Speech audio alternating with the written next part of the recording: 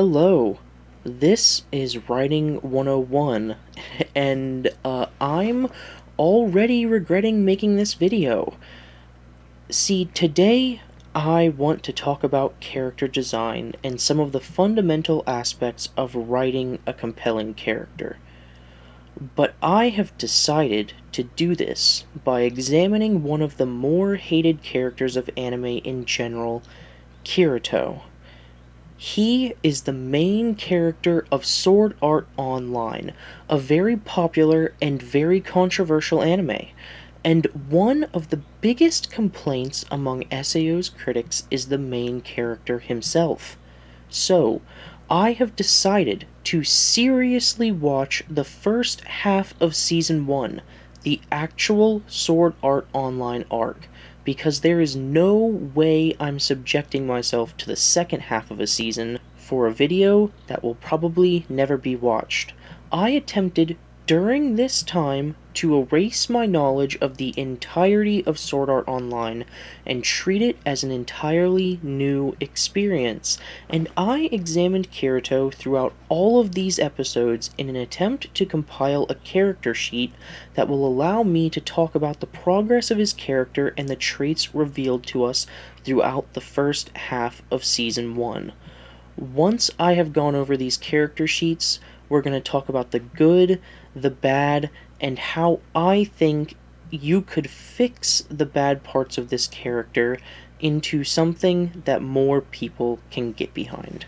Starting with Episode 1, we have our main character entering Sword Art Online and getting thrown into the plot of the show. Story-wise, the first episode is heavy with the exposition, so I wouldn't expect to get a ton on the characters, and what I got was about what I expected.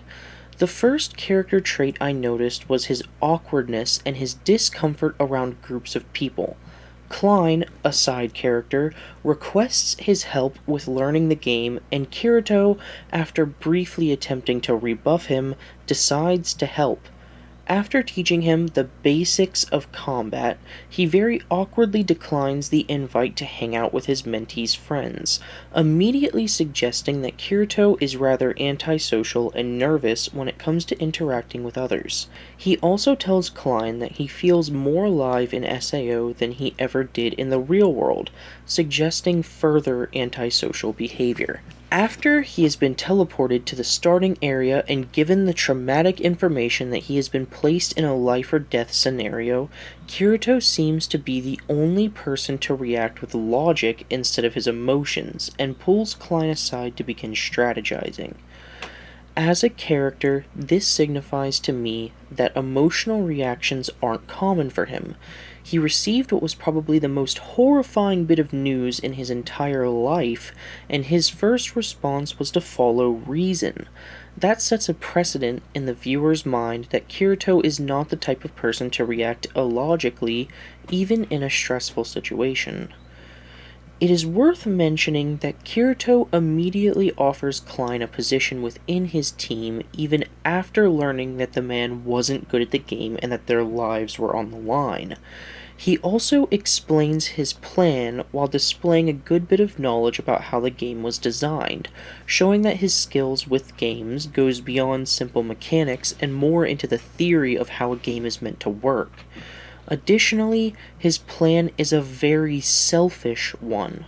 Upon stating that experience points and money are limited, he suggests going ahead of the other players and sucking up those points to the detriment of everyone else, essentially using his beta tester experience with the game's starting locations to turbo boost his and Klein's characters to the direct and unfair detriment of the other players. After Klein declines the offer and suggests teaming up with all of his friends too, Kirito turns down the company and leaves Klein to his own devices, inwardly thinking that one person sharing experience and money was acceptable, while even one more would have been too much for the extra sword to be worth it. It's unknown if Kirito made the original offer out of a desire to help Klein, or the thought that two people could clear mobs and turbo level more efficiently, so I am not sure if this is indicative of an empathetic person or an efficient person, though his logical response to Kayaba's death game instead of an emotional one points toward the second option for now. This, along with the rest of the character design so far, leads me to believe that Kirito is a person who is uncomfortable with groups of people in general, but also willing to work with someone else if it seems like the logical option. At the same time, he is a fundamentally selfish individual who will help others if the cost to himself is very low, like when he helped Klein at the beginning of the game, but not when the risk is high, like it was when he had the option to help the common players or abuse his unfair game knowledge to aid his own chances of survival. This brings us to Episode 2, the assault on the first floor boss of SAO. Starting off the episode, Kirito is found in a pre-boss raid meeting that involves the raid leader discussing strategy with the group. The first notable action character-wise for Kirito is when Kibao stands up and accuses the beta testers of abandoning common players to die, which Kirito did.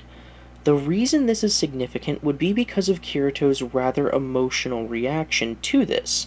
He seems genuinely disturbed by the true accusation, which clearly signifies his guilt when it comes to his actions at the beginning of the game. Once everyone is told to partner up, Kirito's awkwardness shows itself once again as he nervously watches everyone else group up while desperately trying to find someone to be in his group. Noticing a girl sitting on her own, he awkwardly scooches over and requests to party up. It is at this point that he meets Asuna. Immediately, it is recognizable that they are both loners, and it is also quickly discovered that Asuna lacks a lot of knowledge about the game.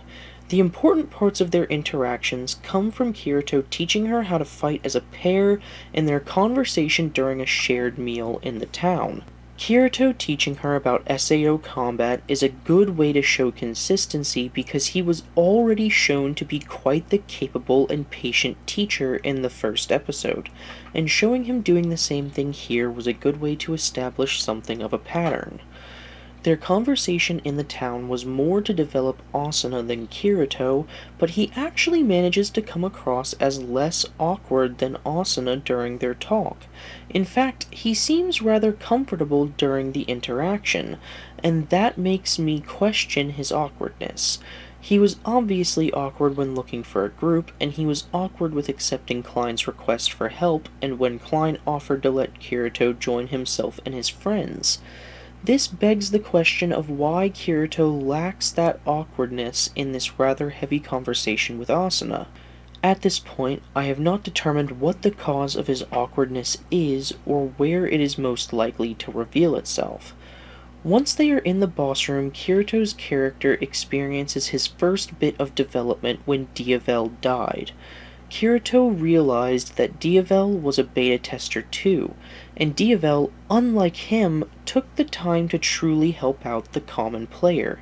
His guilt is confirmed with this revelation, and Kirito realizes that Diavel was the better of the two of them for shirking his selfishness in favor of helping to aid the common player.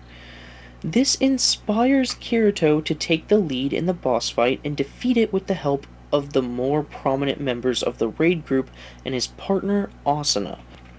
Once the boss is defeated, strife breaks out due to the accusations of Kirito being a beta tester who let Diavel die for the chance to get the last hit boss loot instead of the raid leader.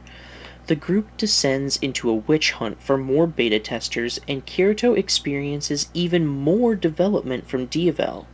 He realized that something had to be done, so he decided to shoulder it all himself. He attempts to draw attention away from the other beta testers by singling himself out to be even worse than them. He was obviously attempting to give the beta testers a way to save face by presenting himself as a much worse person by comparison. Essentially, he lied to help the players get along and sacrificed his own reputation for the good of everyone else, throwing away his selfishness in favor of a selfless act meant to improve the situation of the people he previously abandoned. Now, whether or not this worked or how intelligent the decision was means little when it comes to the traits it shows within the character. Kirito doing this is actually a massive bit of character development, especially for the second episode of the season. Already, he realized the problem with his selfishness and made a big decision that swung him in the opposite direction. If they can keep up with the character arc and do justice to the development they gave him so far, then this would actually be a good thing for the character. Unfortunately, Episode 3 fumbles heavily when it comes to the character development they showed in the last episode. The very beginning of Episode 3 shows Kirito joining up with a guild, the Midnight Black Cats, with pretty much no resistance on his part. Actually, he looks pretty pleased to be given the chance to get with a group of people. Now, this action is jarring, but it isn't necessarily catastrophic on its own. Kirito did show a lot of development when it came to his selfishness due to Diavel dying, so it isn't breaking my suspension of disbelief that Kirito would also see changes in his loner status. Perhaps if I'm giving them the benefit of the doubt, this was an indication that Kirito grew much more from Diavel's death than I previously thought. That would have been the case if Kirito didn't, in the same breath, lie to them about his skill level and player stats for the sole purpose of keeping a good reputation in their eyes. Now, spoilers, he keeps this secret even when it directly leads to the deaths of his entire guild. Remember last episode's development. I just watched Kirito willingly sacrifice his entire reputation when he didn't have to for the extremely small benefit of a few random players he had never met before. Then, in this episode, I watched him lie for his own reputation when doing so basically killed an entire guild of people whom he actually cared for. These two things are incompatible, and I would probably go even further and say that a Kirito who is still just as selfish or more selfish than he was in the beginning wouldn't have taken the guild invite in the first place. I'm being told to believe that Kirito has developed so much from Diavel that he even decided to accept an invite to a guild, efficiently sacrificing his ability to gain levels as quickly as he could, while simultaneously being shown that the character traits most affected by the development were not changed at all and maybe even got worse. This makes his development in Episode 2, joining the guild in Episode 3, and lying to them at the same time for his own selfish desires contradict one another, and this makes it very hard for me to get a proper read on his character. To further add to the list of contradictions, Kirito then risks his own life fighting a boss made for an entire party by himself for the mere chance of getting an item capable of reviving one of his many dead guildmates. This is even more drastic development than was shown in Episode 2 when he merely sacrificed his reputation for a few beta testers. This is Kirito choosing to sacrifice his own life to save one person out of his entire guild, essentially telling me that Kirito is so selfless that he values Sachi's life more than his own. But if he really did value Sachi's life above his own, then it makes little sense for him to keep lying to save something as worthless as his own reputation when Sachi's life was seriously on the line. In the end, all of these contradictions make Kirito learn the exact same lesson he learned in Episode 2 all over again. They reverted his development only to make him learn for a second time that his selfishness is bad. Only this time, Kirito has the added aversion toward teaming up with people due to the fact that he feels responsible for the deaths of his guildmates, which he is.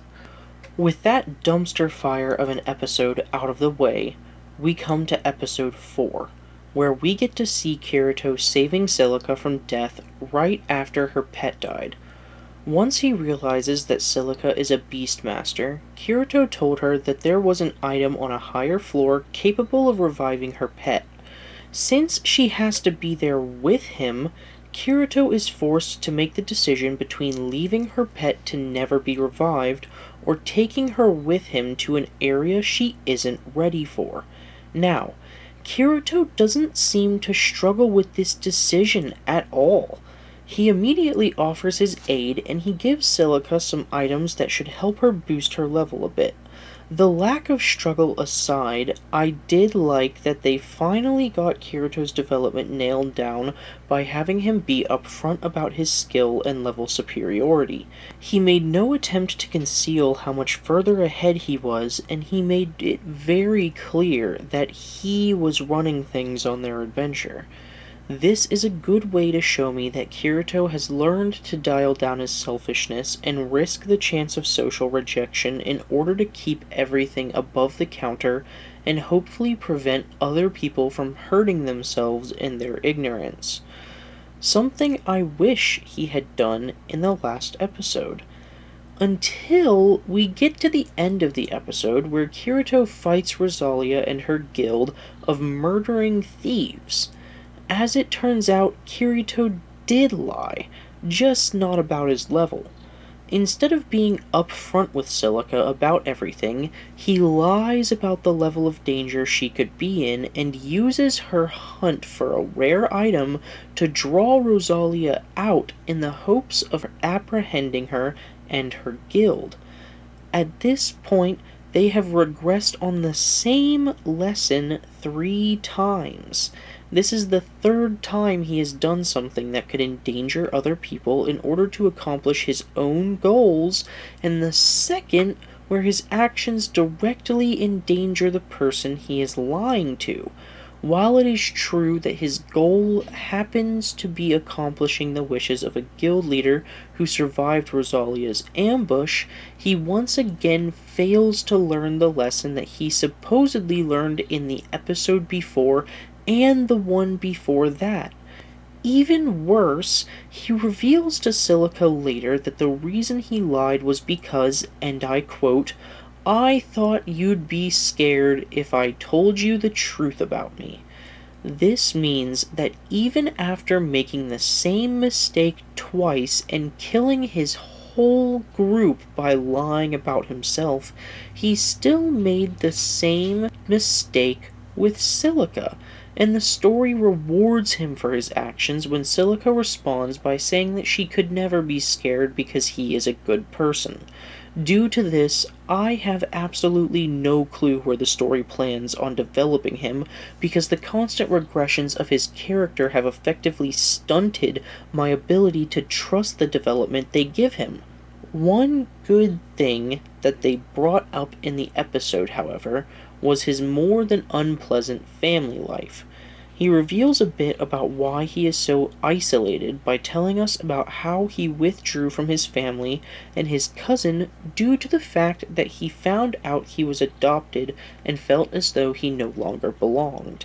It is possible to predict how this might further affect his character, but the line about his family was short and didn't go into much depth, and there have been so many mistakes with his character so far that it is impossible for me to give them the benefit of the doubt and start assuming development based on trends and lightly revealed information. Until expanded upon, this is a potentially interesting bit of backstory that could go a long way toward explaining and deepening our understanding of his character and the traits he shows. Moving on to episode 5, we see Kirito arguing with Asuna, the leader of their upcoming raid, due to his dislike of her strategy to use NPCs as bait. From a character standpoint, this argument comes across as terribly flat. He used a real human as bait in the last episode against a guild that has actively killed multiple people during their ambushes, but he has a problem with using NPCs that respawn. It's obvious that this scene was meant to portray Kirito as a character who cares about others so much that he even has empathy for an NPC, but his previous actions and the character traits revealed by them makes the scene come across as either blatantly hypocritical of him, or worse, signifies that he doesn't recognize his previous actions as wrong, despite the revelations he had about his actions during the moments of supposed development he received. The next scene is when Kirito and Asuna have another argument beneath a tree. Kirito's character is very relaxed here, casually rebuffing Asuna's criticism and talking about how nice the day was.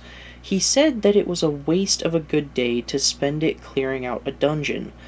This is, of course, a rather selfish act, and it could not be made more difficult for me at this point to tell whether or not Kirito is meant to be selfish. Almost all of his major mess-ups are caused by him being selfish, and he almost always seems to learn his lesson before going back to being selfish immediately afterward. Let me be clear. I actually enjoy this conversation between them, and it works to humanize a normally very reserved and unemotional Kirito. But the motivation for the conversation, his selfishness, is such a muddled concept within the show itself that I'm honestly unsure about whether or not it fits his character to not help out on that day, because whether he is selfish or selfless seems to be more or less dependent on whether the plot demands it. The only other character trait really displayed during this episode would be his willingness to possibly kill himself in order to test his theories about the sword that supposedly killed a person in a safe zone, and his conversation with Aegil. The moment with the sword was odd, but not necessarily a mistake. His actions thus far, especially his reaction to Kayaba's speech in the first episode, makes me think that Kirito would probably be too logical and worried about his own survival to test something like that just based on a hunch. However, his skill with the game and his calm confidence in his own knowledge and abilities also means that he would be quite sure of his opinion that killings can't happen in safe zones, so I'll let it pass as an in-character action. His conversation with Aegil and his social blunder with Asuna, though, are potentially illuminating when it comes to Kirito's awkwardness. One big question that has always been present was how his awkward personality worked. Was it him being uncomfortable around big groups, maybe new people? Seeing him interact so charismatically with Aegil in a way that he hasn't with anyone else, it seems clear at this point that his awkwardness is based on familiarity. While it doesn't give insight as to why he is so awkward, it does give me possible information as to when it occurs. Watching him fumble so badly when Asuna asks him to stop being so rude further supports my thought that Kirito's lack of charisma is a result of being uncomfortable with people who are unfamiliar to him. So long as the pattern is kept, this is actually a fairly good way of communicating to the audience that a pattern exists within Kirito's personality, and it allows me to draw a clearer image of the character in my mind. It even allows me to think back to his conversations with Silica and recontextualize them. Having just met Silica, Kirito fumbling during conversations was expected. Assuming that his awkwardness is based on familiarity, it actually makes their interactions more sensible due to the fact that her familiarity, in his eyes, was boosted by the connections he drew between her and his little sister. Episode 6 was similarly light when it came to showing things about Kirito's character. There was an outburst at the beginning of the episode when Kirito returns to Asuna after failing to catch the murderer. This reaction is fairly in line with other reactions we've seen from him so far. When Sachi died, he became very emotional, and doing so again isn't out of the range of believable reactions from him. The biggest part of the episode for Kirito's character would be when he went to face Laughing Coffin to save three relative strangers. Now, it is unclear what exactly this says about him, mostly because we don't know exactly how big of a risk his intervention really is. Kirito does have a habit of helping out other people when the risk to himself is very small. On top of this, he also claimed to have a lot of backup on its way, but this was most likely a bluff. With this in mind, it is difficult to establish the exact amount of risk Kirito truly took with his action, so his resulting display of selfishness or selflessness is hard to calculate as well. To make things simple, going after Laughing Coffin, if he was confident in his ability to defeat all of them, would be in character. The last thing that happens is Asuna's offer to add each other as friends. He is initially uncomfortable with the idea, but it is difficult to say exactly why because his past actions have been so erratic.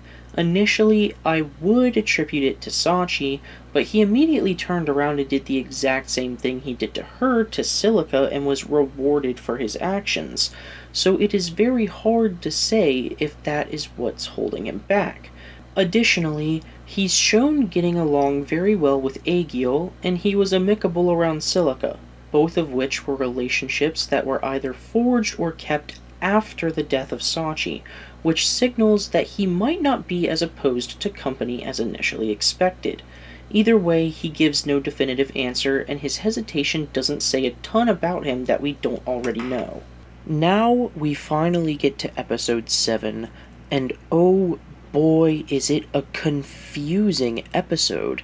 It starts off with Kirito walking into Liz's blacksmith shop.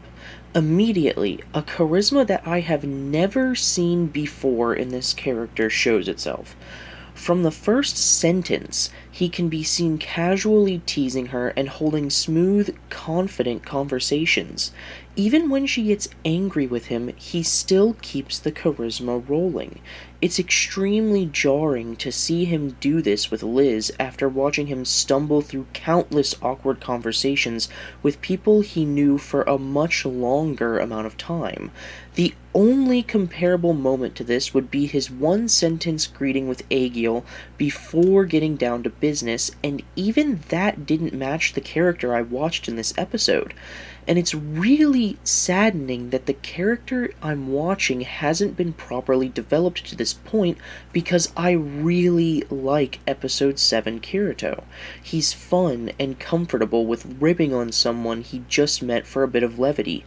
He is still protective of Liz, shown when he saves her from a swift death by fall damage and when he gives her his coat, but he has enough sarcasm, sass, and wit while poking fun at her that he comes off as something more than just a casual protagonist who's there to save the day and comfort whatever lady happens to be present at the time. He shows a bit of selfishness considering the whole mission was his idea, and he still got to display his loner tendencies by briefly rebuffing the offer of her presence in his party until he realized that a master blacksmith was a necessary part of acquiring the material he needed. It's extremely telling that this episode allows for a very likable Kirito while simultaneously giving him the key qualities they always seem to push on him.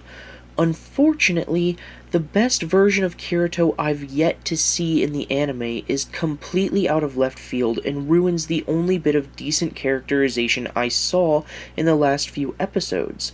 The only good thing I pointed out was the potential cleverness with designing Kirito's awkwardness. If it was truly based around familiarity, then it gave me extra info on an old conversation, which is always nice, and it allowed me to form an image of the character and his tendencies in my head. Then, in this episode, I see Kirito acting as if he'd never heard of the phrase socially awkward in his life around a girl he'd just met. He was flirting, teasing, charming, helpful, protective, and caring all at the same time, and I love that character. But that isn't the Kirito I've seen so many episodes in a row, and there is zero reason for him to act like this. 2 episodes ago, I watched Kirito show a major amount of social awkwardness around Asuna when she got slightly irritated at his manner of speaking. Just at the end of the last episode, we see Kirito struggling to accept a friend request by a chick he's known for 2 years and running, and that was after they went through multiple trials together and had an emotional breakthrough when seeing Griselda's ghost. Watching the episode made me wonder why he ever struggled with people in the first place, because the Kirito in episode 7 had no problems with Liz from greeting her until the episode end. He had her developing a crush on him in record speed, and for once I actually felt as though it was completely warranted. I saw why she liked him, and it proved to me that they could write a compelling character. I just wish they had been building him up to be like this from the beginning. Since they did not, this episode's Kirito came off as a brilliant and utterly disappointing look into what he could have been if his character wasn't constantly reverting the development he kept receiving over the episodes. If his charisma and comfortability with people was better explained and developed through his interactions with people in the game, then this probably would have been my favorite episode in the entire SAO arc. As it stands now, I just feel robbed. I have never been more depressed than when I sat through episode 8 and watched as Kirito went from the charismatic person he was back in the 7th episode to the same wishy-washy character he is in every other one. There is a small amount of his teasing personality while talking about the rabbit with Aegiel, but it quickly goes away, and it's replaced by his usual withdrawn, edgy personality. In fact, he ends up displaying a bit of cockiness and arrogance that he usually doesn't have when Asuna requests that he join her party due to the danger of the enemies on the highest floors. It's worth saying that Kirito did give Asuna the offer to make dinner for them, which could suggest some development in the future. However, when it came to accepting the party invite, he made it much harder than it had to be, and it seemed a little bit silly when the last episode he was getting along and working with another person seamlessly. Compared to how he acted around Liz, I don't see why he would be so averse to teaming up with Asuna for a single day. The only other thing of note to happen here was that Kirito defended Asuna from her bodyguard and dueled him when the man got angry. He displayed a bit of that same arrogant attitude that I haven't seen before this episode. Even when facing Rosalia, an extremely inferior opponent who was very annoying and arrogant herself, he showed less of that attitude than he did in this episode, and I would have expected an arrogant person to display it more against a person like Rosalia than an overzealous bodyguard. His arrogance is actually preferred to the rather lackluster way he responded to Rosalia's guild, but arrogance was never a trait that I attributed to him. In fact, that is the exact reason why his act during the second episode worked. He usually lacked an ego to the point that his obviously egotistical rant was seen as the farce it was. Now, however, he's acting pretty similarly to the way he pretended to be during the second episode, and that's a little disappointing. Once again, Kirito makes the exact same mistake he has been making since the beginning of the show in episode 9 when we figure out that Kirito has possessed an ability completely unique to him for quite a long time. Not only did he have this cool ability that only belonged to him, but it was powerful enough to defeat the floor boss of their current floor single-handedly, and he kept it a secret to save his reputation. With his skill, he could have saved so many lives, and he wasn't even the person who jumped in to save the idiots who tried to defeat the boss with their useless raid party. He only jumped in after Asuna, and even then, only used his ability when he had no other choice. Once again, the exact same situation was posed to Kirito, and he made the exact same mistake. Once again, he chose to be selfish while risking others' lives the whole way, and just like with Silica, he faced no backlash for that decision. Everyone just accepted it without a blink and moved on as if he did nothing wrong. I gave up on Kirito's development many episodes ago, but it's still a sight to behold.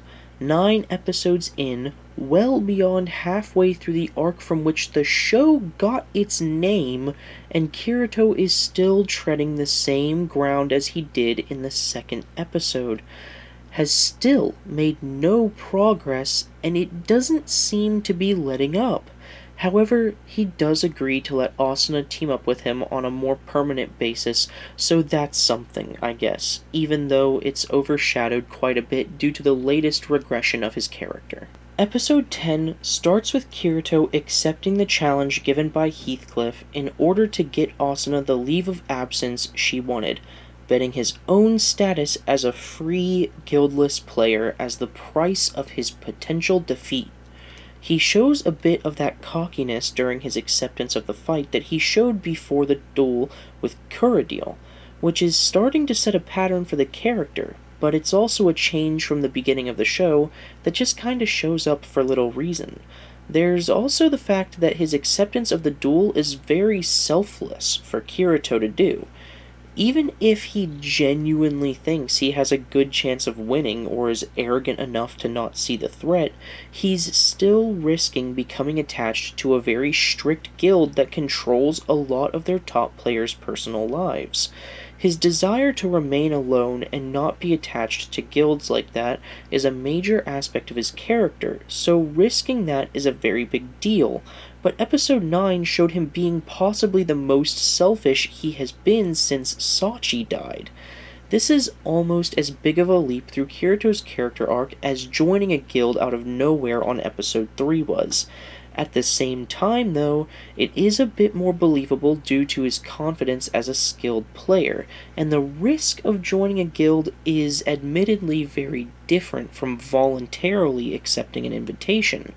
Perhaps they are finally getting his development right and following through with his change from a selfish to a selfless person.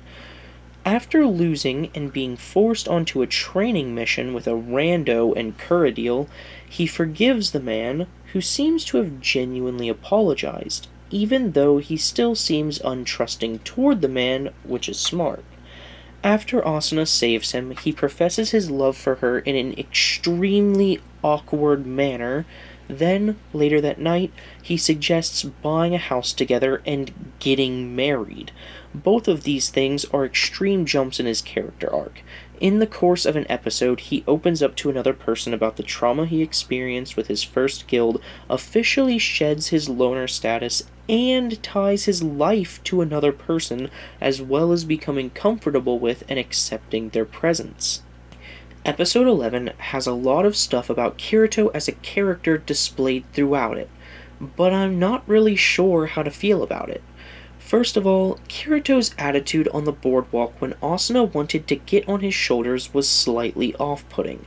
The man just offered her his entire life and anything she wanted, but he had a problem with her asking for a piggyback ride? It does make sense for him to be a little bit uncomfortable due to his awkwardness, but this is just as wishy-washy as his selfishness, so it's hard to determine exactly why he's so uncomfortable with others seeing her on his shoulders, because he makes it rather clear when she offers to get off that he doesn't actually mind it.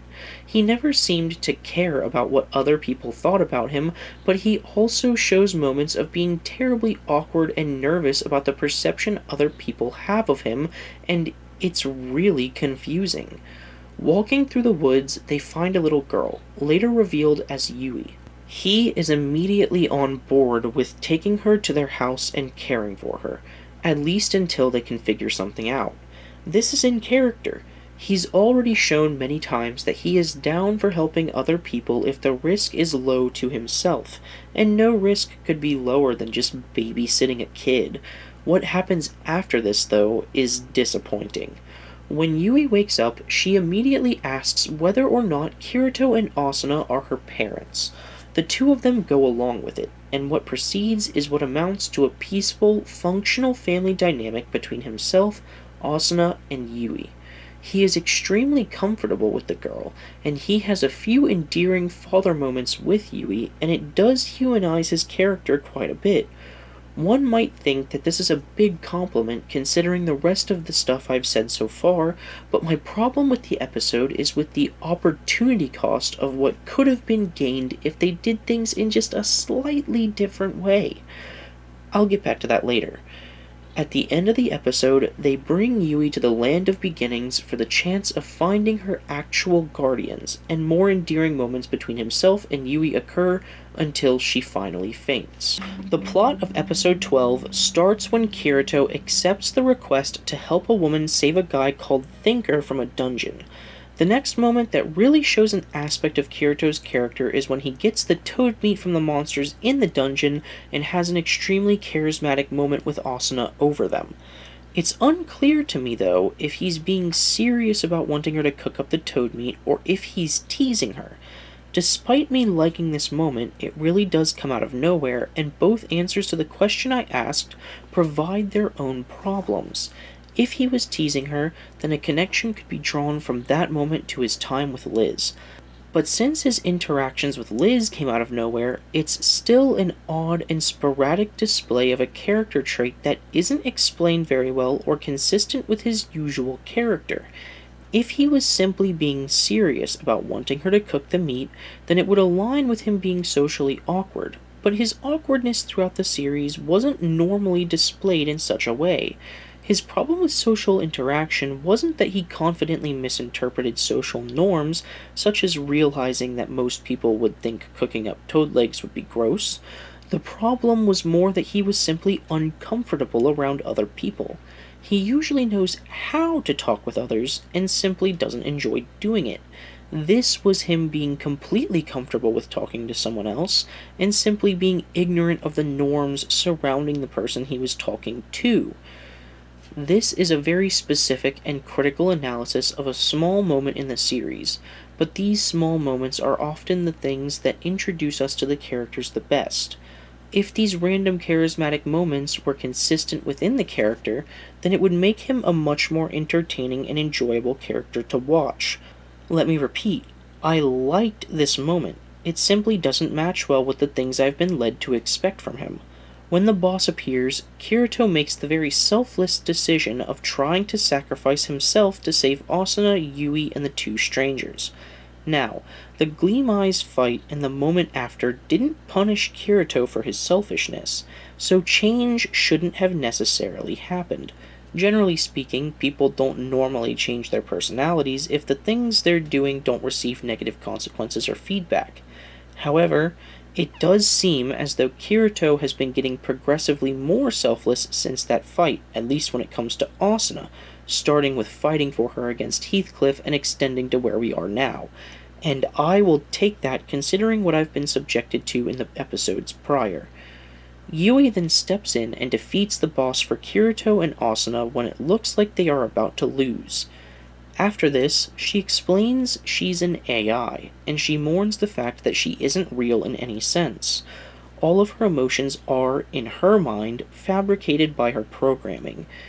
Kirito is the first of the two to step forward and comfort her, telling her that defying the system meant she had to be independent in some sense, and asking her what it was that she wanted. I think this is consistent with his character.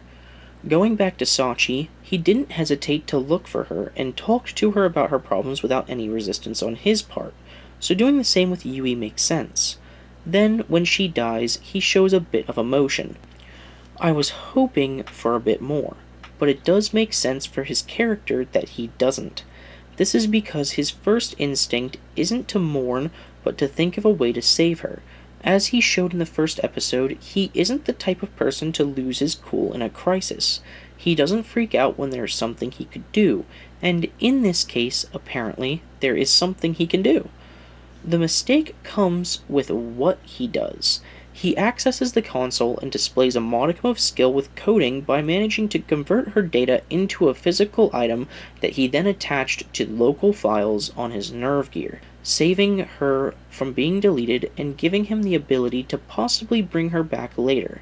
Now, there are many problems with this. From a story perspective, it ruins a bit of suspense when Deus Ex Machinas appear too much, and this was a big Deus Ex Machina. For Kirito's character, however, the problem is with his development. This is the first time in the entire series we were introduced to his skills with programming. We knew that he was good at games, and we were introduced to his technical knowledge of game design, but this is something that we should have been told much earlier on, not when the plot demands it 12 episodes later. In fact, knowing that he was skilled with programming and was passionate about the subject could have been something that would have given some depth to his character and made him more interesting as a result. On top of that, it would have given the audience a potential solution to the problem of Yui's death beforehand and made his sudden saving of her less jarring. Episode 13 is the fishing episode. There's little revealed about him here. However, he has a talk with Asuna about his new position and admits that he only leveled for himself, but that things were different now that everyone expected so much of him. This entire conversation is about his selfishness, and he admits to being selfish the whole time, which is true. As he has learned that exact lesson multiple times over by now, I'm simply praying that the lesson sticks this time. His charisma shows itself again after he catches the kingfish, but I'm constantly finding myself confused as to whether or not he's meant to be teasing her, mostly because my experience with his character actually being naturally charismatic is so non-existent outside of the episode where all he did was make teasing jokes. Just like with the frog legs, either option presents its own problems. After the fishing scene, they get a message from the guild leader, and Kirito is overtly annoyed by the summons during their vacation. This is consistent with his character. He generally never took well to the idea of fulfilling obligations when he was doing something he found enjoyable. Once he's told about the boss raid, he tells Heathcliff that he will participate, but that Asuna's life is more important to him than everyone else there. He admits up front that he will protect her above everyone else if things go bad. This, unlike the other occurrences of selfishness, don't ruin Kirito's progression from a selfish person to a selfless person, because this particular display of selfishness is a rather reasonable thing to possess. The desire to protect loved ones in a stressful situation above all others is one that most people have, so I don't find it a regression of the development he has had over the last few episodes. Again, he displays that selfishness when he asks Asuna to remain while he goes to the boss room alone. This is even more characteristic of him considering his previous inclination for going at things alone. It allows him to be selfish while simultaneously caring more about someone else than himself, which is actually a decent way of showing progression in his character. This is the final episode of the arc actually occurring in SAO, and it's also where the most development is experienced. This isn't a horrible thing. A lot of good characters have a lot of development at the tail end of the series. However, the inconsistency of the character so far makes the development he experiences here seem oddly hollow, as if he just accidentally stumbled upon the development after constantly failing to learn the entire arc. To start the episode, Kirito's first moment that actively says something about his character is when he attacks Heathcliff under the belief that he's actually Kayaba. What matters is why he came to that belief. Mainly, the reason he thinks that Heathcliff is the game creator was due to the supposedly suspicious occurrences during their duel. According to him, the man moved way too fast to be a person playing the game fairly. Now, a lot of people criticize this, and I do agree that it does show a bit of ego, but to be completely fair, it's pretty easy to recognize when someone is using something like auto-aim, aimbot, or similar system assistance in games already. I imagine it would have been pretty easy to recognize a hacker in a VR game as well. However, with how absolutely broken the game is when it comes to balancing, what with Kirito getting a completely unique skill, I do think it takes a bit more ego from him to simply believe that a single suspicious moment was indicative of him being the game creator. In fact, MMO games often have moves that block the next attack from an enemy automatically, so it wouldn't be too much of a stretch for that to be some kind of special, unique skill in the game as well. Kirito's decision that Heathcliff is Kayaba is a reach, but I don't necessarily think it's as terrible of a reach as some. Much more importantly, he chooses to stake everything on a duel against Kayaba, and he does it for the sake of everyone in the game, not just Asuna or the people he cares about. This is meant to be a selfless move, but I'm already so sick of watching Kirito flip-flop about his selfishness to care about this final decision to make the ultimate selfless move. At the same time, he asks forgiveness for denying Klein the invitation to his guild. This is supposed to be him turning a new leaf on his loner nature. The main problem is that I never really felt as though he took the steps necessary to actually enjoy the guild scene. Just the episode before, he was complaining about his obligations to the guild, and he only really joined the guild because he lost the duel that he was sure he would win. Asuna did make him shed his loner tendencies, but it seemed to me as if it was in a very limited fashion. He still disliked being around a bunch of others, didn't enjoy drawing the attention of crowds, still said that he would throw everything away for Asuna, and didn't want to answer to the guild leader's call. His change wasn't from a loner to a people person. It was from a loner to a person who decided to invest themselves into a single person, or family in Yui's case. Also, he tries to make Kayaba prevent Asuna from killing herself because he knew she would do that if he died in the manner he thought he might. This also shows the same selfishness he had in the last episode, and I actually kind of like it. He didn't shed his selfishness completely according to his actions, he merely transitioned what he was selfish about. Once Asuna sacrifices herself for him, we see Kirito display the most raw emotion we've seen from him in the series. He has a total breakdown and loses the will to live, only managing to take Kayaba with him after he was already stabbed. It was nice to see someone he cared about die in a position that wasn't contrived by his own selfishness because, for once, someone died despite his genuine effort to keep them from dying, and we get to see what happens when he fails. The final part of his character development is when he gives Asuna his real name and cries because he thought he failed to save her, completing his arc of learning to trust and be trusted by another person by giving her his true identity when he didn't have to, and showing us how much that person and her life came to mean to him, a person who started off caring for little more than his own survival. Throughout the episodes of the SAO arc of Sword Art Online, I saw a character that had potential. Despite the many flaws I noticed, there was a character that I actually liked somewhere hidden in the story. I saw him the most during episode 7, and I saw it sprinkled throughout the rest of the episodes after that as well. The character I saw when he shined was a character I could get behind, support, and enjoy watching. The problem was that this character was held back by 3 main problems: consistency, depth, and struggles. The first is the most noticeable problem with the character because an inconsistent character is hardly a character at all. Arguably the most important aspect of a character is that they are consistent.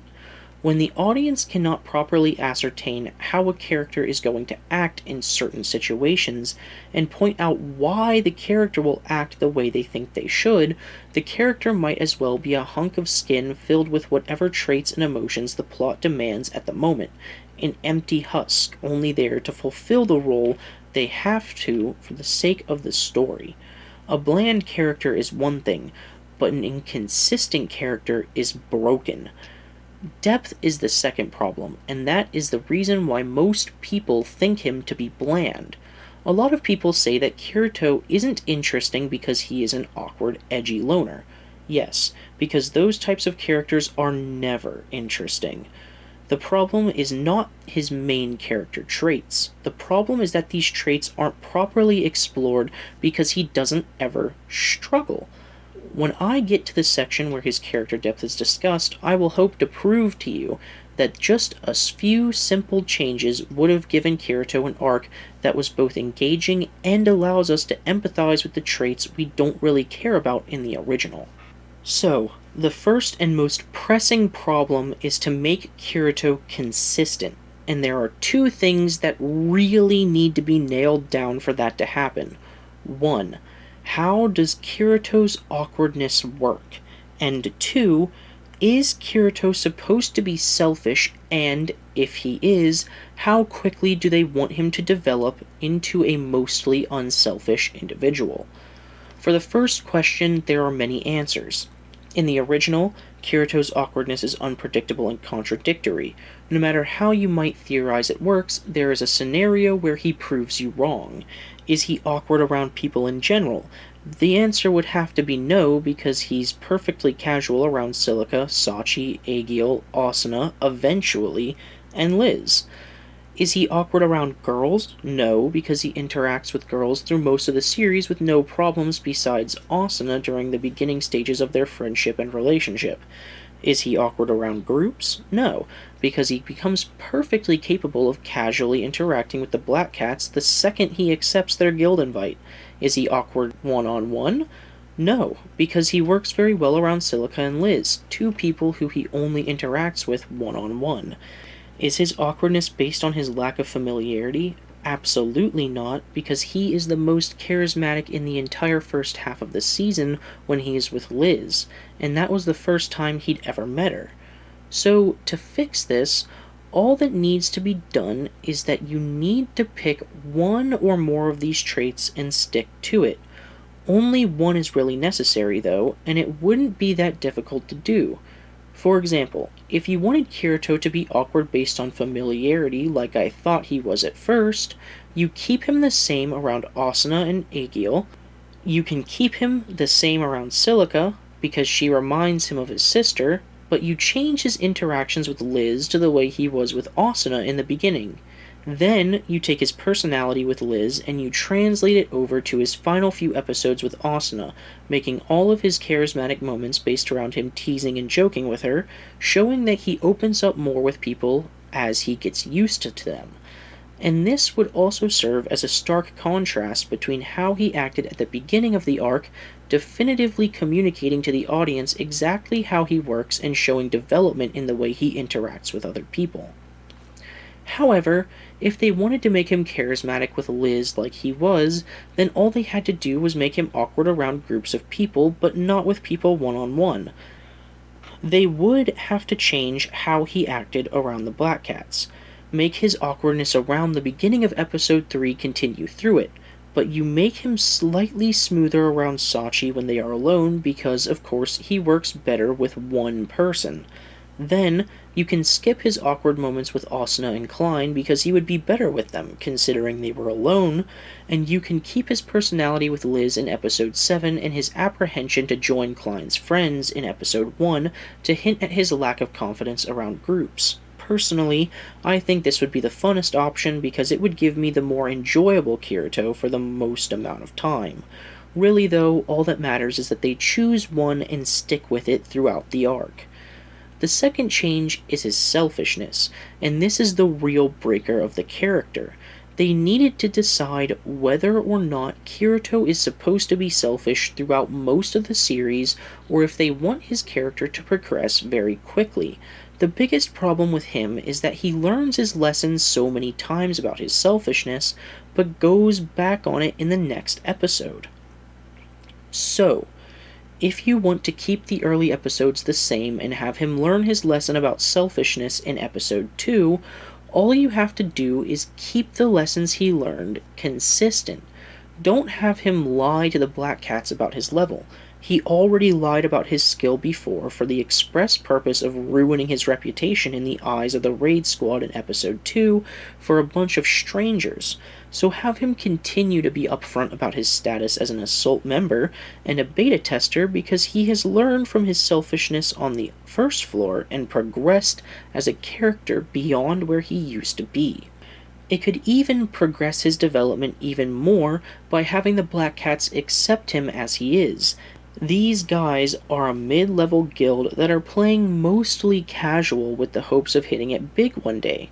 A beta tester and an assault member on their team would help them with that a lot, and they all seem empathetic enough to like him despite his status, especially if he is open about who he is and shows regret about the choices he made. They could still die too, if that's really what they wanted. The Black Cats went off without their guild leader in the original anyway. Maybe Kirito could have been off on his own stuff, or helping the guild leader with his purchases due to his knowledge of the game. It would still be a traumatic experience, and it would hit the audience harder because Kirito would have been doing all the right things before everything went to hell despite that, and the impact it had on him would still be just as hard, making him want to stick to his own devices due to the fact that his guild died on him despite everything he did to keep them safe.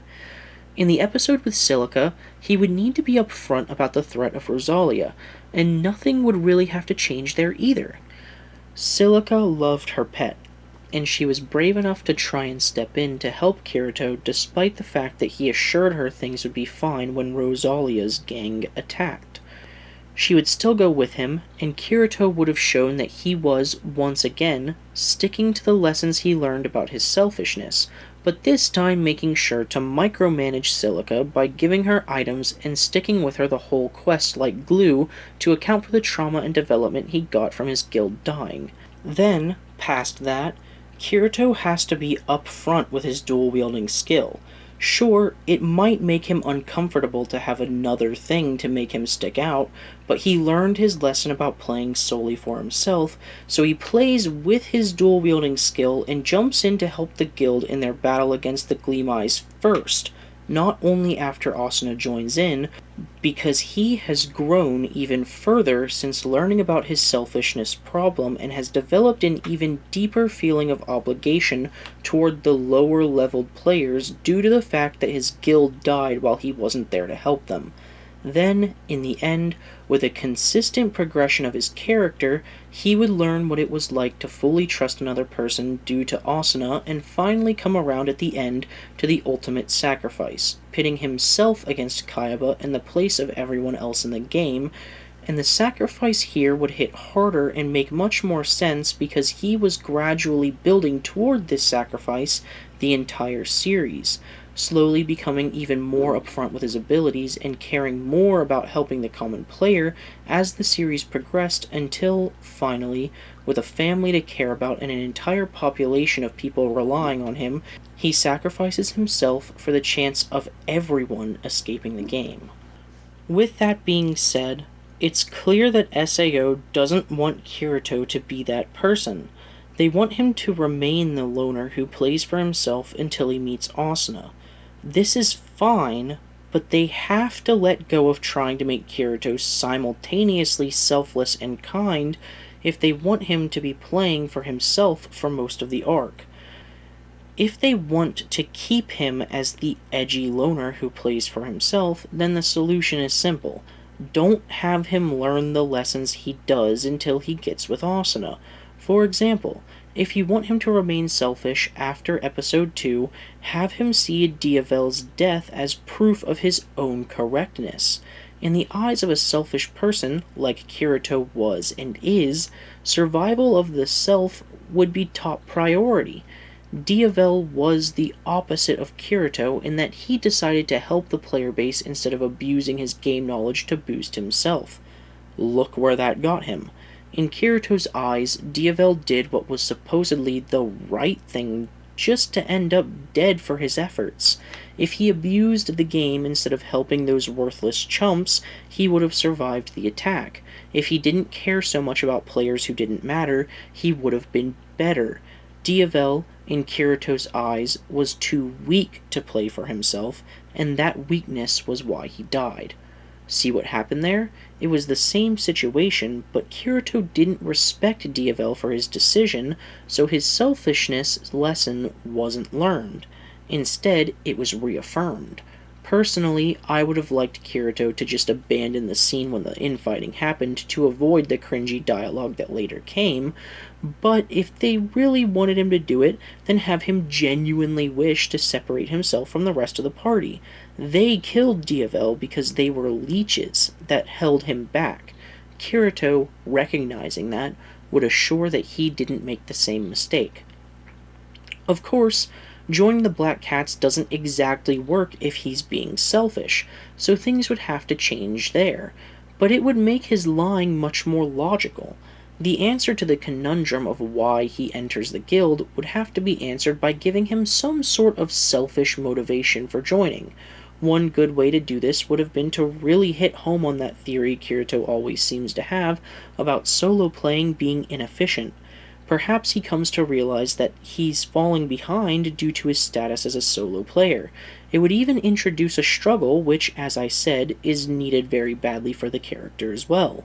Seeing that he was falling behind, he decides that he needs to join a guild, not because it is what he wants, but because it's what he needs.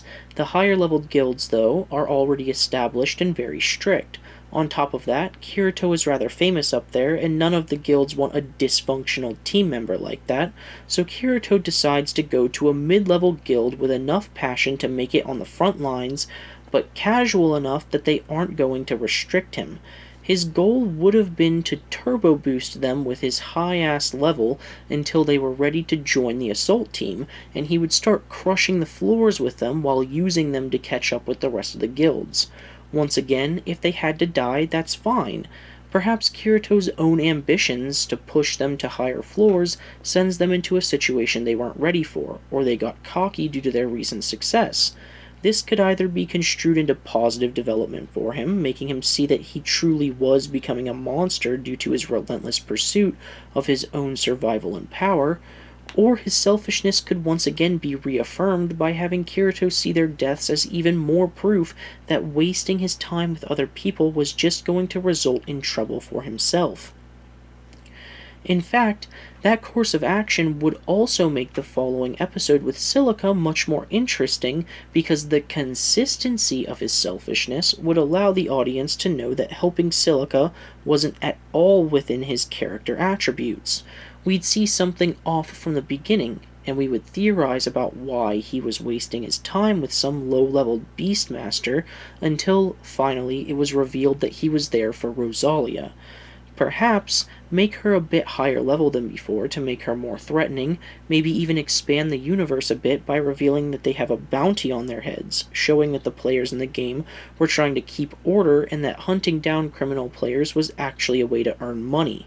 Kirito, having known that Rosalia was in the area, was actually well aware of her desire to take that flower, and he purposefully used Silica in order to draw her out, catch her, and take the bounty on her and her guild all at once. That way, his lie made sense, and his selfish characteristics aren't contradicted by his actions. I could continue, but you see the point. By keeping consistency, you allow Kirito to become a character with actual traits and predictable habits. Once the audience can create an image of Kirito in their mind, it becomes possible to bring the character to new heights and contrive clever situations like what I suggested with Silica.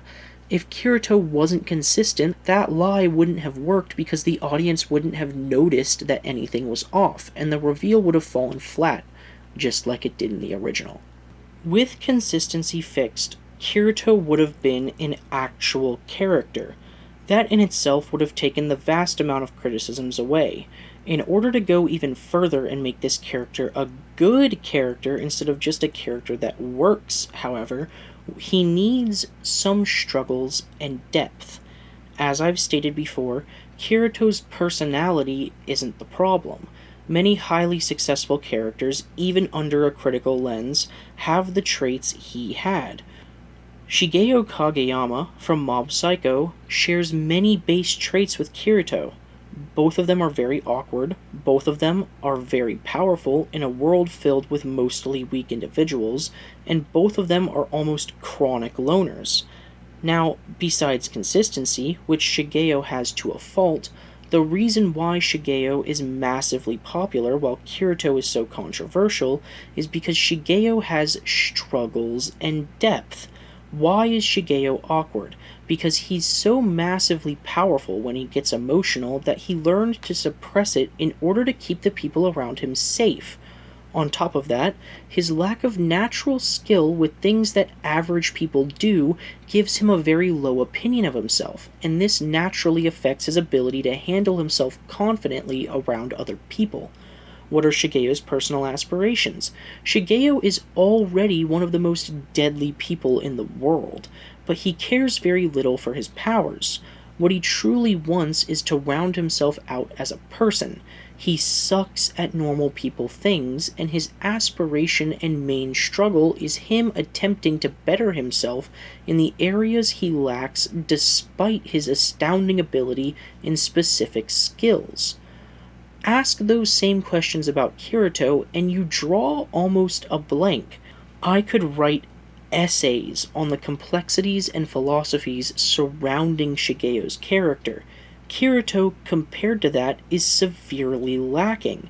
To fix this, we need to learn more about why Kirito is the way he is, and give him something to strive for that isn't easy for him to attain. This would require a major overhaul to the story to make him truly great, but I think a pretty good character could be created with what they already gave us if they were willing to expand upon it. Kirito gave it to us in episode 4 in the first few lines he gave Silica about his family. We discover in this episode that Kirito was an orphan, adopted by his extended family, was beaten by his grandfather for quitting a sport, and became withdrawn from the most supportive person in his life, his sister, because he figured out that she was actually his cousin and felt as though he didn't truly belong in the family he came to live with. This is absolutely massive. Why did they never talk about it? This is the answer to every question that I need, and they throw it away by putting it in a minute of exposition with Silica about why he was helping her, and he never confronts it again. How the hell did they mess it up? It was right there. Why is Kirito awkward? Because he never learned what familial love is due to his abusive family and isolated himself because he never felt as though he belonged. His isolation meant that he never really learned how to interact with others, so he became awkward around people due to the fact that he never got the chance to ingratiate himself with his peers. What is Kirito's main aspiration? To live his life as best he can despite the horrible situation he found himself in during his early life. This is absolutely perfect to make a character that the audience can understand, empathize with, and root for. How many people know what it feels like to be the odd man out or to feel as though they didn't quite fit with everybody else, even perhaps their own family? Additionally, how many people can care for the plights of a child who has been abused? The answer is a lot. They already had it written out and spoken. All they had to do was have Kirito interact with his trauma and struggle with it.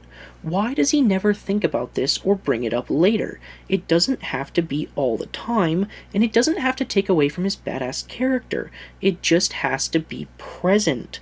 For example, instead of having that insipid fishing arc or the other arcs where nothing really happens to the story or the character, how about we discuss the wrecking ball that Yui and Asuna could have been to Kirito's life and his childhood experiences? Kirito is falling in love with a person. I wonder if being emotionally stunted by abusive parents or not having any good examples of a working adult relationship might become a problem. The man tried to marry Asuna the day he told her he loved her, and they didn't discuss this at all. Kirito made the active decision to seek a kind of love that he never experienced before and has no reference of. This is a big deal, and it should have been a struggle. He definitely isn't going to be struggling with the game due to how powerful they made him, but that's fine because his struggle would be with learning how to work in a family. Yui showed up in need of adult care and completely alone. Do you know what Yui is? Yui is a kid who doesn't remember her parents, doesn't have any relation to the family taking care of her, and has no concept of what a healthy family is supposed to look like. Are you seriously expecting me to believe that an abused orphan isn't going to be triggered by this shit? Yui is the living embodiment of almost everything that was wrong with his childhood, and he just got the obligation to care for her tossed onto his shoulders. He never knew what a good parent was supposed to look like. How was he supposed to know how to care for a little girl who doesn't know her parents?